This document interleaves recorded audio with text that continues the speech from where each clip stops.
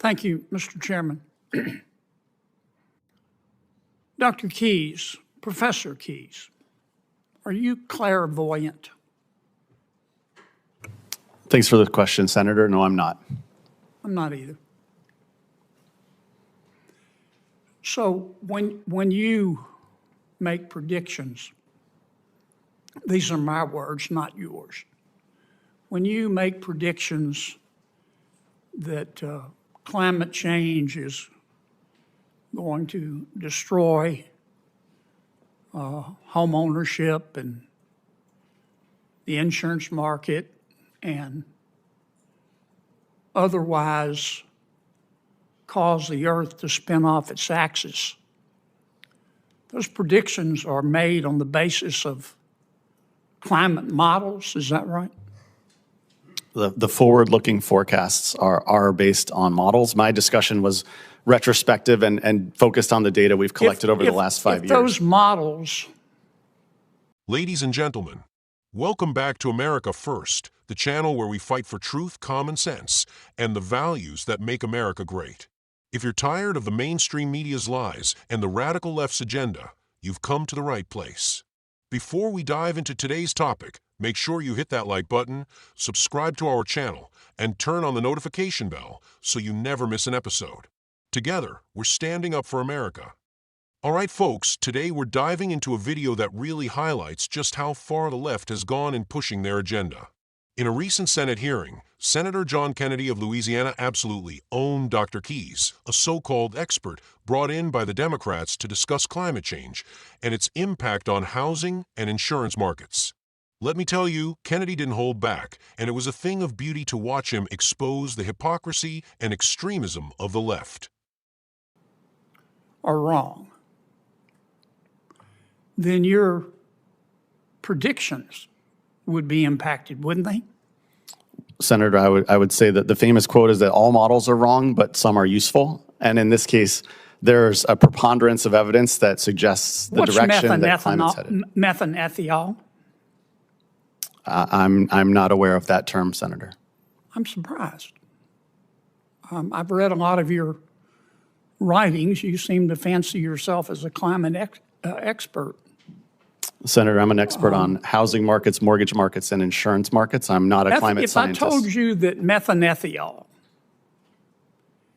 is a sulfur-based aerosol gas, kind of smells like rotten cabbage, that is produced by microscopic plankton in all of our oceans, which cover 75% of the Earth's surface.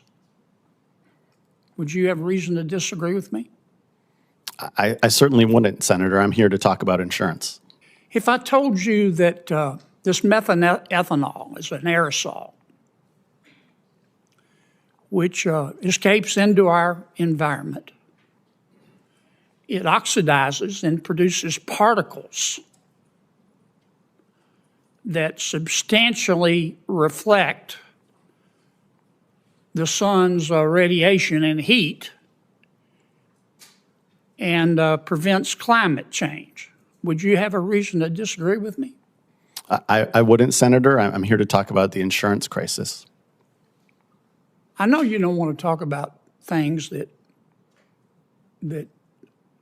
undermine your confident assertions, but this is important.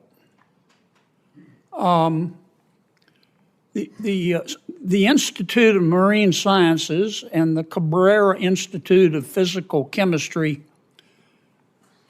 just a few days ago published a startling study. It's being widely reported. And it found that while scientists in these climate change models on which you rely have always known about methanol, that now science has discovered ways to better measure it, and that it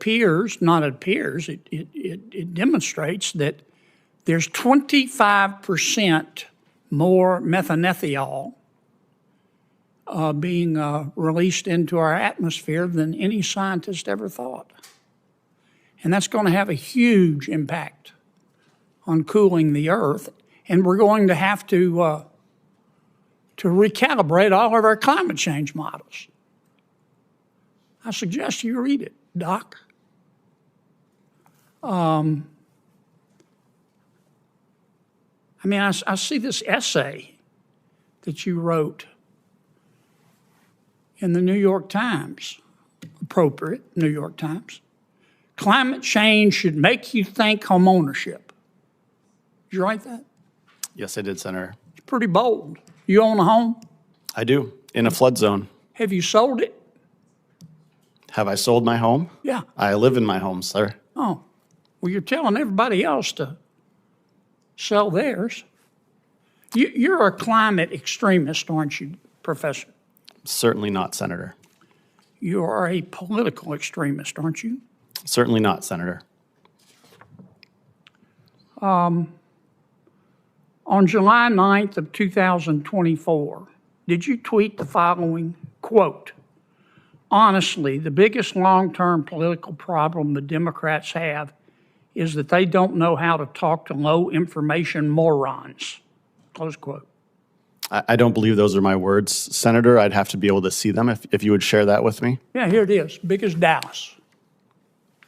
I don't believe those are my words, Senator. You tweeted them. I don't believe that I did. Yes, you did. I may have liked someone else's tweet or retweeted someone else's tweet. Do you Those often are not my words. like tweets you don't agree with? Those are not my words, Senator. Yeah, but you tweeted them in approval, didn't you? You Those are can't not- make this cat walk backwards, Professor. Those are On not July my, 16th, those are not my words, Senator.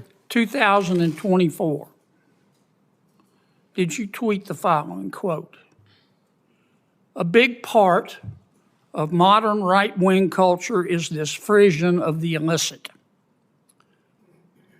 The reading of this or that writer or account that are outre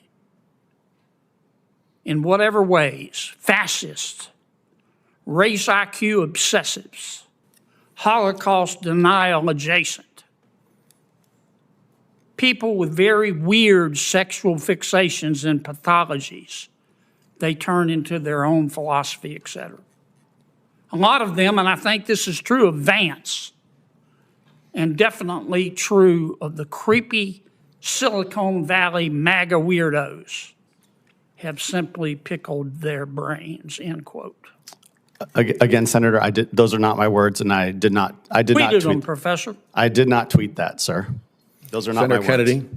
I mean, let me make this last point. You've got for more a lot than of 2 nerve. minutes over your time. We You've have got other a lot of senators nerve, waiting. Professor, coming You here always go over your time so that I have to call and it lecturing for us you. about Holocaust denial But being really, from the University of Pennsylvania. You have other senators who are waiting for their time, and you're well over yours. Thank you for your indulgence, Mr. Chairman. Senator Kane.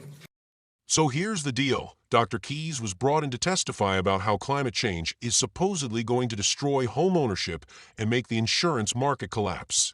But Kennedy, being the sharp and fearless patriot he is, quickly called out the flaws in Keyes' argument. The senator asked a simple question: "Are you clairvoyant?" Of course, the answer was no, but that's the point.